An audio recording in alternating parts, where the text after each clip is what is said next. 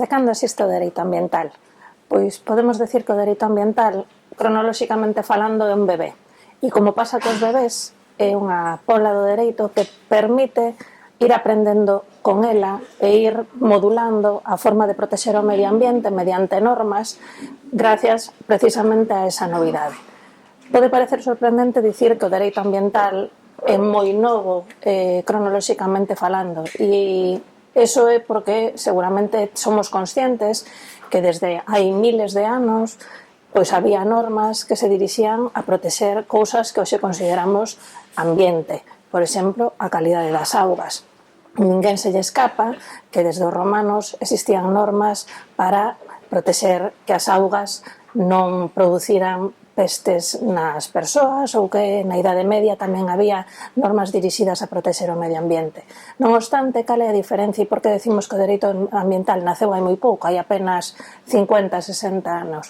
Pois que esas normas que existiron ao longo da historia, ao longo dos séculos, eran normas que buscaban fundamentalmente protexer a saúde das persoas, que buscaban que non se produciran transmisións de enfermidades, pestes, etcétera, ou que non houbera escaseza de determinados recursos que eran necesarios para a vida humana.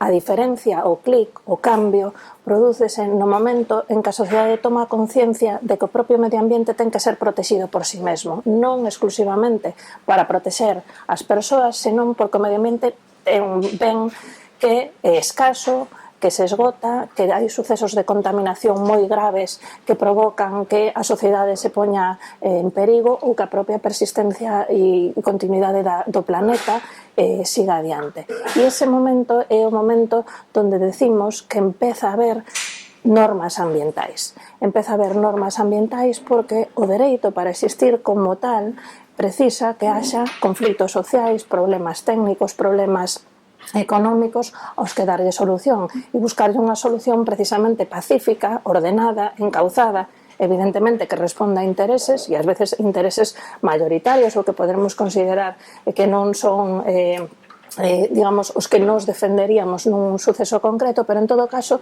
ten que darse ese problema inicial, detectar a sociedade que hai algo que non funciona e intentar poñerlle remedio mediante canles que sexan pacíficas e ordenadas. A violencia de xénero, os desafiuzamentos, a inteligencia artificial, os organismos modificados xenéticamente son exemplos que nos poden facer ver como abordamos desde o dereito problemas sociais, técnicos, no momento en que estes empezan a ser algo, digamos, moi presente na vida social. Pois co medio ambiente pasou algo exactamente igual. Que pasou? Pois pasaron, e vou vos dar varios fitos. No ano 61, unha autora, Rachel Carson, escribiu un libro que se chamaba Silent Spring, que se coloca así como o libro que fixo, digamos, un toque de atención sobre os problemas ambientais que provocaba nas sociedades industrializadas, porque tamén estamos falando do nacemento nas sociedades industrializadas, que colocaba ese punto de inicio. Ao mesmo tempo, neses anos, nacen as dúas principais organizacións ecoloxistas mundiais. No ano tamén 61 nace WWF e no ano 71 Greenpeace. No ano 72, o Cumio de Estocolmo, convocado pola ONU, é o primeiro evento mundial donde os estadistas de todo o mundo dan unha resposta a esa inquedanza social que se tiña producido na década anterior.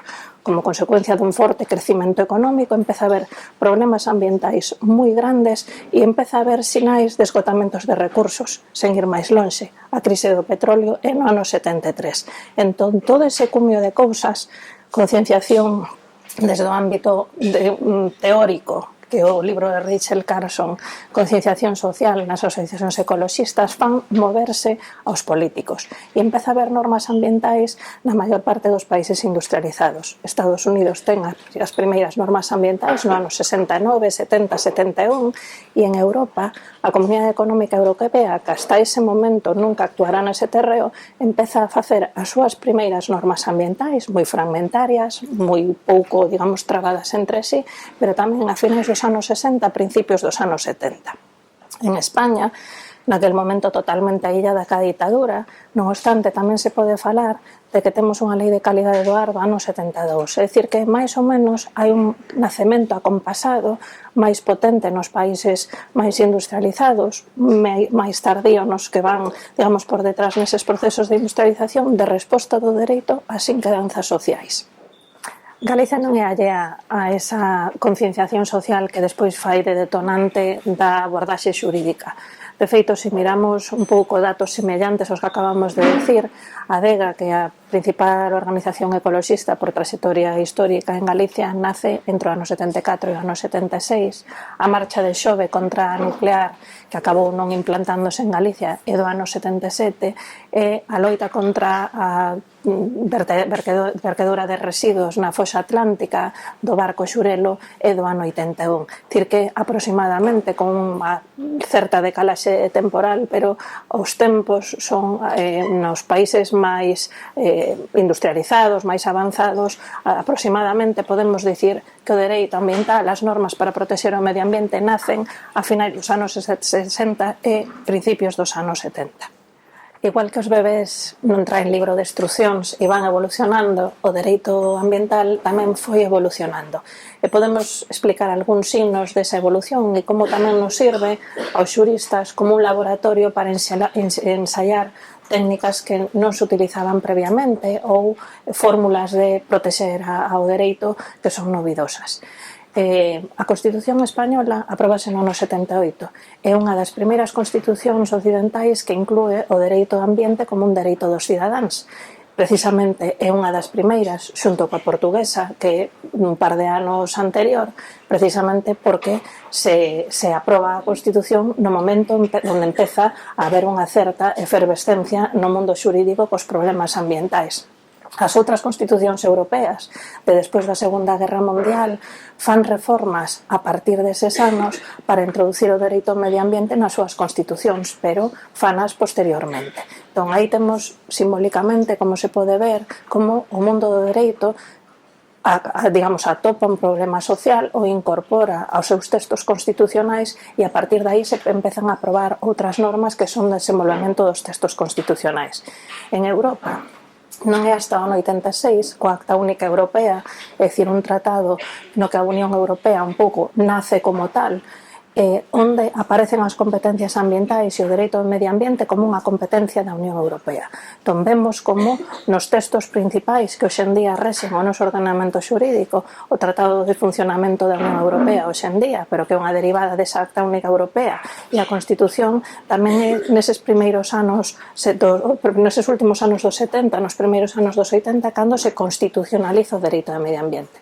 Pero tamén, precisamente por esa, digamos, ese estado aínda infantil, constitucionalízase pois dun modo que podíamos entender que non é completo. O dereito ao medio ambiente non aparece no texto da Constitución como un dereito fundamental, é simplemente un principio rector da política económica e social, e iso significa que non ten pois o nivel de protección que teñen os dereitos fundamentais. Pero tamén iso evoluciona co tempo. Vamos falar dunha muller, de Gregoria López Ostra, unha intrépida valenciana que vivía ao lado dunha foxa de augas residuais, dunha estación depuradora de augas residuais en Valencia, que lle facía a súa vida imposible na casa polos cheiros e as emanacións que facía esa estación de augas residuais. Gregoria López Ostra intentou que se protexera o seu dereito a un medio ambiente adecuado, dicindo que esas emanacións da depuradora entraban na súa vivenda e impedían a súa intimidade e a súa inviolabilidade de domicilio, que está protexida como un dereito fundamental na Constitución. Non lle deron razón nin na Audiencia Provincial en Valencia, ou en Murcia, perdón, nin tampouco no Tribunal Supremo, nin sequera o Tribunal Constitucional tuvo unha mínima, digamos, vontade de integrar eso como un dereito fundamental. Ela seguiu adiante. Foi o Tribunal de Dereitos Humanos e conseguiu que o Tribunal Europeo de Dereitos Humanos xa hai uns anos condenara ao Estado español recoñecendo que a invasión no seu domicilio deses cheiros, deses emanacións, era unha violación do seu dereito fundamental a inviolabilidade do domicilio e a vida familiar íntima. Bueno, pois aí temos un exemplo de como ese dereito ao medio ambiente que está na Constitución evoluciona co paso do tempo e hoxe en día está plenamente asumido na xurisprudencia que os ruidos intolerables dentro das vivendas son unha violación dun dereito fundamental por conexión do medio ambiente coa inviolabilidade do domicilio e a vida familiar. Entón, esa evolución que vamos vendo aí da interpretación do dereito ao medio ambiente na Constitución tamén o vemos nas normas ambientais.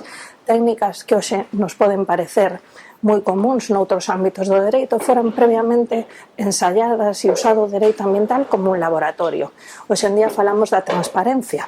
Pois ben, o acceso á documentación pública que teñen de calquera poder público por parte dos cidadáns como un dereito de transparencia, é algo que se ensaiou primeiro no ámbito do medio ambiente.